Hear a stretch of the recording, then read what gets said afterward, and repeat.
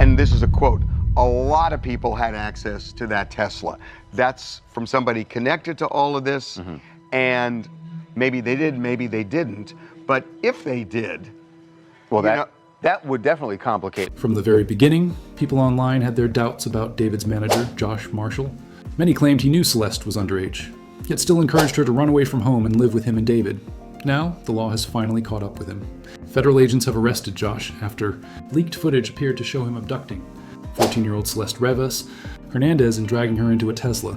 Prosecutors say he could now be facing life in prison. But to really understand how things got this far, we have to go back to where the red flags first started. Marshall was supposed to be managing David's career, not getting caught up in something like this. Here's the problem.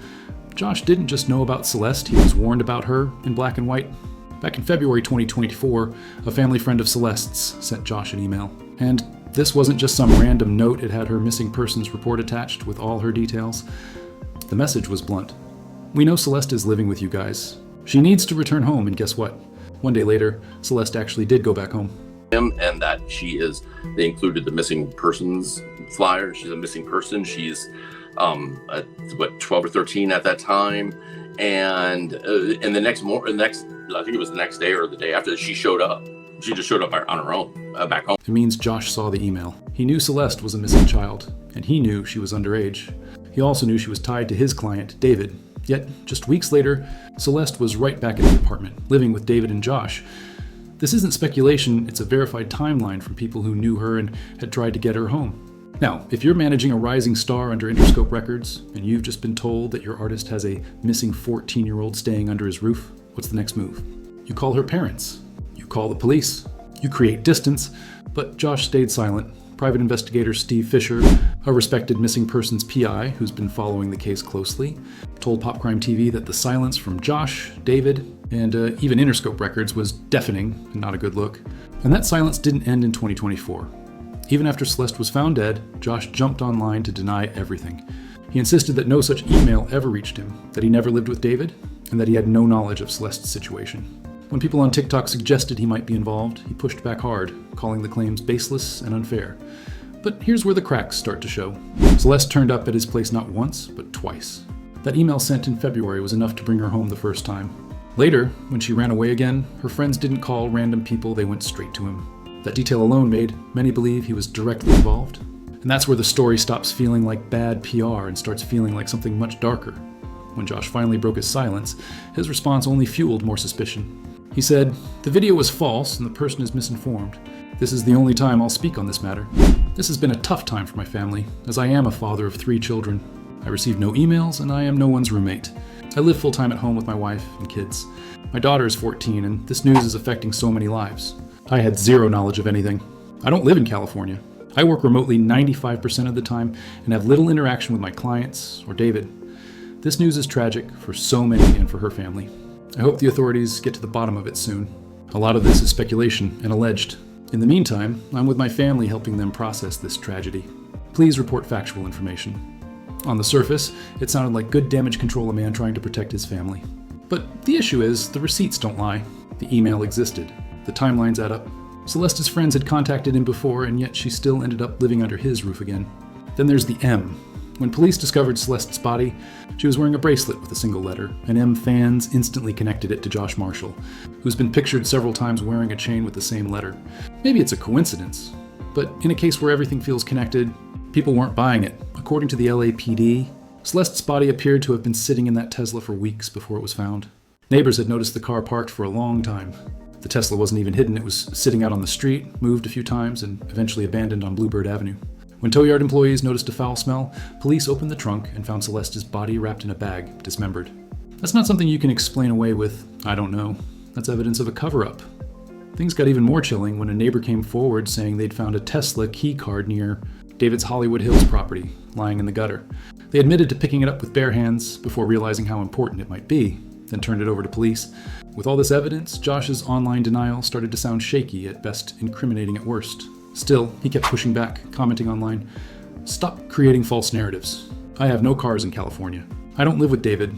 I had zero knowledge of anything." But the internet wasn't buying it. On social media, people kept connecting the dots, and every dot led back to him. While Josh was busy denying everything, fans were running their own investigations. On David's official subreddit, which had over 200,000 members, users began dissecting Celeste's death and his connection to her. They posted screenshots, analyzed lyrics that suddenly seemed darker, and even linked scenes from his music videos. But then something strange happened. Posts began disappearing, threads were being locked, and people noticed that the only moderator listed for the subreddit was David himself. He was deleting anything that made him look guilty. The backlash was immediate. Fans accused him of covering his tracks, and the subreddit was eventually locked altogether. After that, fans dug deeper and found something worse. Celeste wasn't the only one. People began claiming David had a history of going after underage girls. One person alleged he dated an 8th grader and took trips with her to LA, even paying her friends to keep quiet. If he was doing all that while still performing and working with Josh, it's hard to believe his manager didn't know. And months before Celeste's death, a chilling comment had already gone viral on one of David's TikToks.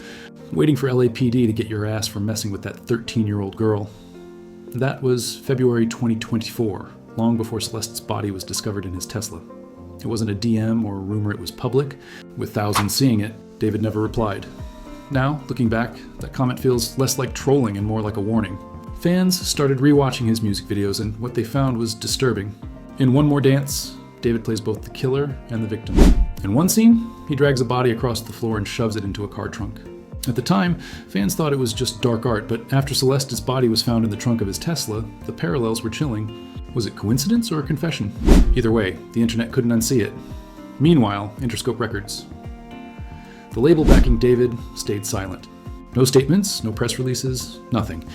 And for many, that silence spoke volumes. This is the same label that once signed Cassie when she was still a teenager, so ignoring the death of an underage girl tied to one of their artists looked deeply suspicious. People began to wonder if the label was protecting its investment instead of demanding justice. The outrage grew louder. On X, people weren't just calling out David anymore, they were dragging Josh into the storm. They remembered that email. They knew Celeste had stayed with him. They weren't buying his denials. One viral post read, "The silence is deafening, David. You have nothing to say about your underage girlfriend ending up dead in your car. And you, Josh Marshall, you managed him. How are you both still quiet?"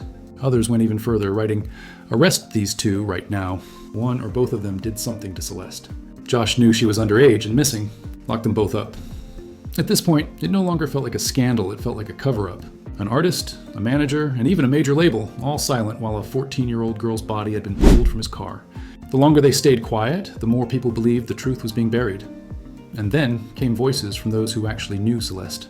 Her ex-boyfriend, Damien, revealed that she didn't have the easiest home life. She often talked about running away sometimes as a joke, but sometimes seriously. He remembered one day she laughed about leaving her Lake Elsinore home behind, and then she actually did. His mother, Jaime, confirmed that Celeste had confided in their family about the problems she faced at home. To them, it wasn't shocking that she wanted to escape. What was shocking was how quickly she ended up in a situation that turned fatal. Records from the Riverside County Sheriff's Office confirmed that Celeste was reported missing 3 separate times in 2024 alone. She wasn't a one-time runaway, she was a child desperate to escape something, and Josh allegedly knew about that. Instead of helping her, instead of sending her somewhere safe, he may have used that knowledge to his advantage. According to insiders, Josh became the one who convinced her to leave home and stay with him, a move that would later raise serious questions about whether he had pulled her deeper into danger. Now, people online are saying there's something deeply off about Josh, not just because of his connection to David, but because of his whole track record. Josh also managed Lil Mosey when Mosey was accused of assault. And guess what? Mosey walked free after Interscope's lawyers, the same ones connected to Josh, helped beat the case. Meanwhile, not everyone is pointing fingers at David. Some actually believe he's innocent. Charleston White even came out and said, "Fuck out of here. All the evidence that's out there." When they gonna let a nigga stay out this long and they got a little bit of evidence? They did arrest nigga with way less evidence. If nothing else, put him in jail just to put a hold on him. And that's where the shift starts to happen. If the logic being pushed is that the LAPD doesn't have enough evidence against David, then maybe that's exactly why the feds turned their attention to someone else. And now, it looks like they've finally had enough to move in on Josh Marshall. Reports suggest investigators are looking at serious evidence, including what could be video and photo footage from that Tesla. The kind of proof that doesn't just fuel online rumors, but actually holds up in court. At this point, it's bigger than internet theories. A 14-year-old girl lost her life. And the people who were supposed to be the adults in the room, the manager, the artist, even the label, stayed silent until the law stepped in. Whether Josh was the one who carried that body or whether he just knew too much and said nothing, the outcome remains the same. A man whose job was to guide an artist has now become the headline himself. And if the feds really do have the kind of evidence people are whispering about, Josh Marshall could be spending the rest of his life answering for the choices he made.